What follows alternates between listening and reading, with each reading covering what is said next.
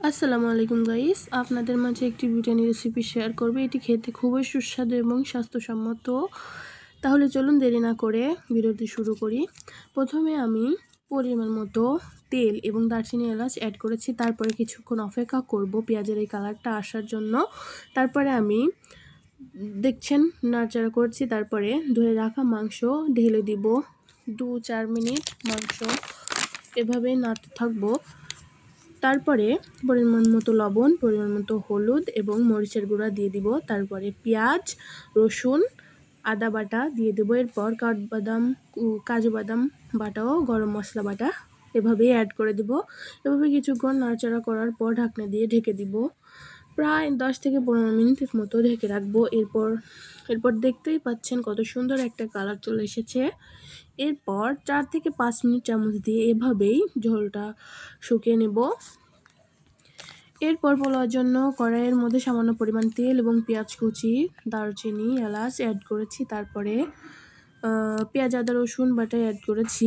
সামান্য পরিমাণ জিরার গুঁড়ি দিয়েছি। এভাবে তারপরে চাউলটা ঢেলে দিলাম। কিছুক্ষণ নাড়ার পর চাউলটা মধ্যে গরম পানি অ্যাড করেছি। 2 থেকে 4 মিনিট নাড়তে থাকবো। এরপর আমি পোলাওর মধ্যে গরম করে রাখা পানি দিয়েছি। তারপর কয়েকটা কিশমিশ দিয়ে ঢেকে দিয়েছি। তারপর মাংসটা ঢেলে দিব। এভাবেই কিছুক্ষণ নাড়তে থাকবো। তারপরে চাউলের সাথে মাংসটা এভাবে মিশিয়ে দিয়ে কিছুক্ষণ অপেক্ষা করব পানিটা শুকিয়ে যাওয়ার জন্য। তারপরে দেখতেই পাচ্ছেন গাইস, এত সুন্দর একটা বিরিয়ানি তৈরি করে ফেলেছি। কালারটাও দারুণ হয়েছে, খেতেও অনেক মজা হবে ইনশাল্লাহ। সো এরকম আরও ভিডিও পেতে ভিডিওতে লাইক কমেন্ট করুন। Bye bye. আসসালামু আলাইকুম গাইস, আপনাদের মাঝে একটি বিরিয়ানি রেসিপি শেয়ার করবে। এটি খেতে খুবই সুস্বাদু এবং স্বাস্থ্যসম্মত। তাহলে চলুন দেরি না করে ভিডিওটি শুরু করি। প্রথমে আমি পরিমাণ মতো তেল এবং দারচিনি এলাচ অ্যাড করেছি। তারপরে কিছুক্ষণ অপেক্ষা করব পেঁয়াজের এই কালারটা আসার জন্য। তারপরে আমি দেখছেন নাড়াচাড়া করছি। তারপরে ধুয়ে রাখা মাংস ঢেলে দিব। 2-4 মিনিট মাংস এভাবে নাড়তে থাকবো।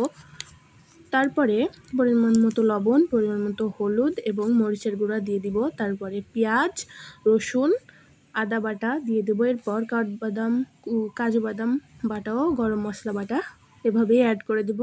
এভাবে কিছুক্ষণ নাড়াচাড়া করার পর ঢাকনা দিয়ে ঢেকে দিব। প্রায় 10 থেকে 15 মিনিটের মতো ঢেকে রাখবো।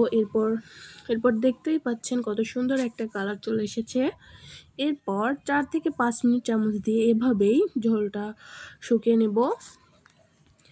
এরপর পোলাওর জন্য কড়াইয়ের মধ্যে সামান্য পরিমাণ তেল এবং